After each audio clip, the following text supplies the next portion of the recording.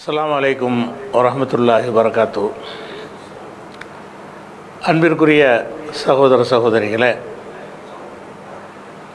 வருகிற 15ஆம் தேதி சனிக்கிழமை அன்று மண்ணடியில் இஸ்லாத்திற்கு எதிரான சீமானின் கொள்கை கோட்பாடுகளையும் நடவடிக்கைகளையும் தெளிவுபடுத்துவதற்காக ஒரு பொதுக்கூட்டத்திற்கு ஏற்பாடு செய்திருந்தோம். இதெல்லாம் நீங்கள் அறிவீர்கள். அந்த பொதுக்கூட்டத்திற்கு முறைப்படி நமக்கு காவல்துறையில் அனுமதியும் வழங்கிவிட்டார்கள். இந்த நேரத்தில் நம்முடைய போஸ்டர்கள் பிரசுரங்கள் வழியாக அந்த சீமானுடைய முகத்திரையை கிழிக்கும் வகையிலான வீடியோக்கள் எல்லாம் போட்டு விளக்கப்படும் என்று நம்ம அறிவித்திருந்தோம். பொதுக்கூட்டம் என்று நம்ம அனுமதி வாங்கியிருந்தாலும் நம்முடைய விளம்பரங்களில் என்ன குறிப்பிட்டோம் என்று சொன்னால், வெறும் உரையாக மாத்திரம் அது இருக்காது, இன்னும் பல விஷயங்களை எல்லாம் சான்றுகளோடு நம்ம எடுத்து காட்ட வேண்டி இருக்கிறது என்று நம்ம அறிவித்திருந்தோம். இந்த அறிவிப்புக்கு பிறகு உளவுத்துறை காவல்துறை அதிகாரிகள் தங்களுக்குள்ளே ஆலோசனை செய்து அரசாங்கத்திலையும் ஆலோசனை செய்துவிட்டு, இந்த வீடியோக்கள் போடுவதற்கு உங்களுக்கு அனுமதி இல்லை, அதனால் சட்டம் ஒழுங்கு பிரச்சனை ஏற்படும் என்று தெளிவாகவே சொன்னார்கள். பல வகையில் நம்ம விளக்கி சொன்ன பிறகும் கூட இல்லை, அதில் சட்டம் ஒழுங்கு பிரச்சனை வரும் என்பதையே ஒரு பதிலாக சொல்லி, இப்போதைக்கு உங்களுக்கு மீட்டிங் போட்டு பேசுவதற்கு அனுமதி இருக்கிறது, நீங்கள் அவரை பற்றி என்ன பேசணுமோ பேசிக்கொள்ளுங்கள், ஆனால் அந்த வீடியோக்கள் போடுவது என்ற ஒரு விஷயத்தினால லா அண்ட் ஆர்டர் ப்ராப்ளம் வரும் அப்படிங்கிற மாதிரி உறுதிப்பட சொல்லிவிட்டார்கள். அப்போ இது நமக்கு ஒரு வியப்பாகவும் இருக்கவில்லை.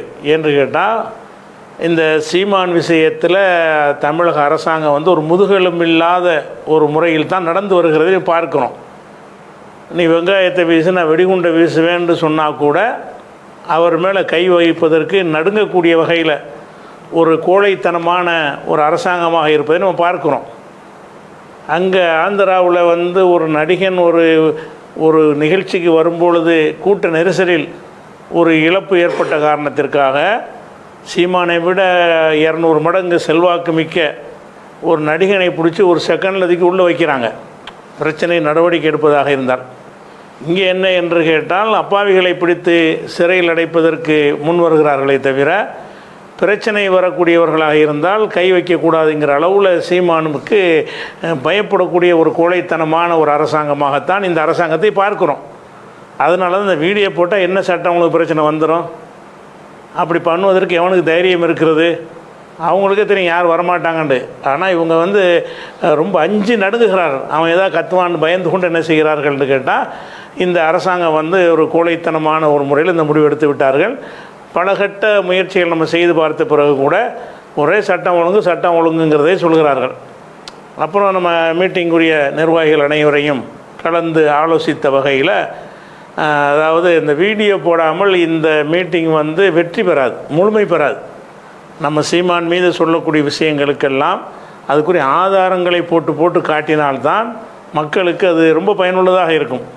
சாதாரண பொதுக்கூட்டம் மாதிரி என்று சொன்னால் மக்களை வெறுத்து போய் விடுவார்கள். இதற்கு தானே எங்களை அழைத்தீர்கள் என்று கேட்பார்கள். நம்ம வெறுமனே குற்றச்சாட்டு மாதிரி சொல்லிட்டு போகாமல் அதுக்குரிய சான்றுகளை எல்லாம் எடுத்து போட வேண்டும்.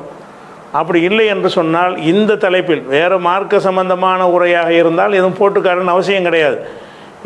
ஒரு எதிரியை தோலுரித்து காட்டக்கூடிய ஒரு நிகழ்ச்சி என்று சொல்லும் பொழுது அது தக்க முறையில் தோலுரித்து காட்டினால்தான் அது பயனுள்ளதாக இருக்கும். உள்ளூர் மக்களும் சரி, வெளியூர்லேருந்து பயணித்து வரக்கூடிய மக்களுக்கும் என்னவாக இருக்கும், அது பயனுள்ளதாக இருக்கும். ஸோ பொதுக்கூட்டமாக போட்டோம் என்று சொன்னால் மக்கள் அதை ஏற்றுக்கொள்ள மாட்டார்கள், நமக்கு அது மன நிறைவாக இருக்காது என்ற மசோரா செய்து இந்த வீடியோவுக்கு அனுமதி பெறுவதற்கான எந்த முயற்சிகளும் வெற்றி தரவில்லை, அது பயனளிக்கவில்லை என்ற ஒரு நிலையில், அப்போ இப்போதைக்கு மீட்டிங்கை நம்ம நிறுத்தி விடுவோம், பிறகு நம்ம இந்த மீட்டிங் எடுத்த இதே மாதிரியான முயற்சிகளை நோன்புக்கு பிறகு எடுத்து பொதுவாக மார்க்க சம்பந்தமான ஒரு பொதுக்கூட்டமாக பிறகு நடத்தி கொள்வோம் என்று முடிவு செய்திருக்கிறோம். இந்த மீட்டிங்கை பொதுக்கூட்டம் இப்போ இல்லை என்பதுதான் உங்களுக்கு செய்யக்கூடிய அறிவிப்பு. அதே நேரத்தில் பொதுக்கூட்டத்தை விட சிறப்பான முறையில் இந்த சீமானை தோலுரிப்பதற்காக வேண்டி அதே சனிக்கிழமை என்று இரவு 7 மணிக்கு நிகழ்ச்சின்னு போட்டிருந்தோம். அதை வந்து ஒரு 8 மணின்னு ஆக்கி கொண்டு 8 மணி இரவு 8 மணியிலிருந்து ஒரு 10 மணி வரைக்கும் இந்த சீமான் சம்பந்தமான விஷயங்களை எல்லாம் நம்முடைய சமூக ஊடகங்கள் அனைத்திலையும் நேரடியாக நம்ம லைவாக உங்களுக்கு அதை ஒளிபரப்புகிறோம். அதில் அவர் என்னென்னவெல்லாம் இஸ்லாத்துக்கு எதிராக நம்ம ஜீவா டுடேயில் சில விஷயங்களை சொல்லியிருக்கிறோம். அது ஒரு 10% கூட இல்லை. இன்னும் சொல்ல வேண்டிய சீமானை பற்றி அம்பலப்படுத்த வேண்டிய விஷயங்கள் இன்னும் 90% ஒரு செய்திகள் இருக்கின்றன. அவற்றையெல்லாம் கண்டிப்பாக இவங்க சீப்பை ஒழித்தா கல்யாணத்தை நிப்பாட்டிடலான்னு சொல்கிற மாதிரி இந்த பொதுக்கூட்டத்தை வந்து இதை வீடியோ போட மறுத்துவிட்டால் உடனே அந்த நிகழ்ச்சி அவனை பற்றி அம்பலப்படுத்துகிற விஷயங்கள் வந்து மறைஞ்சு போயிடாது. அதை விட வேகமாக அதை விட அதிகமான மக்களை சென்றடக்கூடிய வகையில் அந்த சனிக்கிழமை இரவு 8 மணியிலிருந்து சரியாக 8 மணிக்கு சீமானை பற்றிய அந்த விளக்க உரை உங்களுக்கு லைவில் வந்துவிடும். அதில் வந்து அனைத்தையும் நம்ம போட்டு காட்டுவோம். நேரடியாக என்னென்ன ஆதாரங்கள் வைத்திருக்கிறோமோ அது அனைத்தையும் நம்ம தெளிவுபடுத்தி இன்ஷா அல்லாஹ் நிகழ்ச்சி கண்டிப்பாக நடக்கிறது. பொதுக்கூட்டம் என்பதுதான் இல்லையே தவிர நீங்கள் உங்கள் பகுதியில் இருந்து கொண்டு இதை லைவாக நேரடியாக பார்க்கக்கூடிய வகையில் அதை விட சிறப்பாகவும் இது செய்ய முடியும். இங்கேருந்து நம்ம போடும் பொழுது அந்த வீடியோக்கெல்லாம் எடுத்து காட்டுவது வந்து ரொம்ப எளிதான முறையில் உரையோடு இணைந்த வகையில் அது என்ன செய்யும், சிறப்பாக உங்களுக்கு அது கிடைக்கும். அதனால் வந்து அதே நிகழ்ச்சி வந்து கண்டிப்பாக இருக்கிறது. சீமானுடைய முகத்திரையை தோலுரித்து காட்டக்கூடிய வகையில் நேரலை மூலமாக அனைத்தையும் நம்ம செய்ய இருக்கிறோம். இதில் இதற்காக நிதி உதவி அளித்தவர்கள் வந்து சிறிய அளவில் போஸ்டர் நோட்டீஸ் செலவாகிவிட்டாலும் கூட இன்னும் பலர் வந்து நிதி அளித்திருக்கிறீர்கள். அப்போ அது சம்பந்தமாக நம்ம ஆலோசனை செய்த வகையில் இந்த வகைக்கு அனுப்பிய வாக்களித்த நிதிகள் வந்து சேரும் என்று சொன்னால் நம்ம ரமலானுக்கு பிறகு நடத்த இருக்கின்ற அந்த பொதுக்கூட்ட வகைக்காக நம்ம ரிசர்வில் வைத்துக்கொள்வோம், அதை வைத்துக்கொள்வோம் என்று முடிவு செய்திருக்கிற காரணத்தினால் அது இந்த நிதியை வந்து வேறு வகைக்கு இன்ஷா அல்லாஹ் செலவழிக்கப்படாது. அதுக்கென்று உள்ள நிதியை கொடுத்துருக்குறீங்க. இதனால் இதை விட ஒரு சிறந்த ஒரு தலைப்பில் மார்க்க சம்பந்தமான ஒரு தலைப்பில் ரமலானுக்கு பிறகு அந்த பொதுக்கூட்டம் நடத்தும் பொழுது அது நீங்கள் அளித்த நிதி வந்து உரிய முறையில் மார்க்கத்திற்கு பயனுள்ள வகையில் அது பயன்படுத்தி கொள்ளப்படும் என்பதையும் தெரிவித்துக் கொள்கிறோம். இதனால் நம்ம வந்து மீட்டிங் நடத்துவதற்கு நமக்கு தடையெல்லாம் போடலை. மீட்டிங் நடத்திக்கிறங்க இப்போவும் சொல்கிறாங்க, நீங்கள் மீட்டிங்கை நடத்துங்க, பொதுக்கூட்டமாக நடத்துங்கிட்டு தான் கேட்குறார்கள். இந்த தலைப்புக்கு அது பயனற்றது.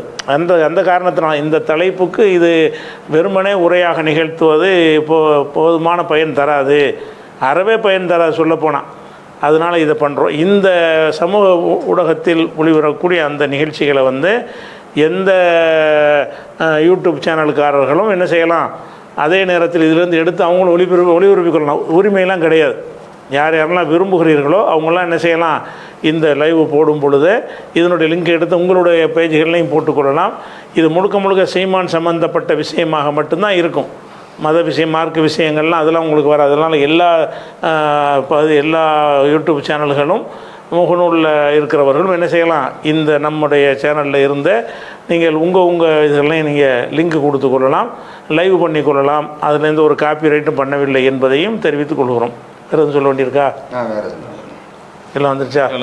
சரி, ஓகே. அப்போ இதுதான் முக்கியமான அறிவிப்பு. அதனால் நம்ம தொய்வடைய தேவையில்லை, விளங்குதா? அவருடைய மெசேஜை கொண்டு போகணும். மீட்டிங்கில் வந்தால் ஒரு 3000-4000 பேர் உட்காந்து கேட்பாங்க. அவங்க அதை விட பன்மடங்கு மக்கள் என்ன செய்வாங்கன்னா இருந்த இடத்துலேருந்து கேட்க போகிறாங்க. அதை விட சிறப்பாக நல்ல கவனமாக கேட்க போகிறார்கள்.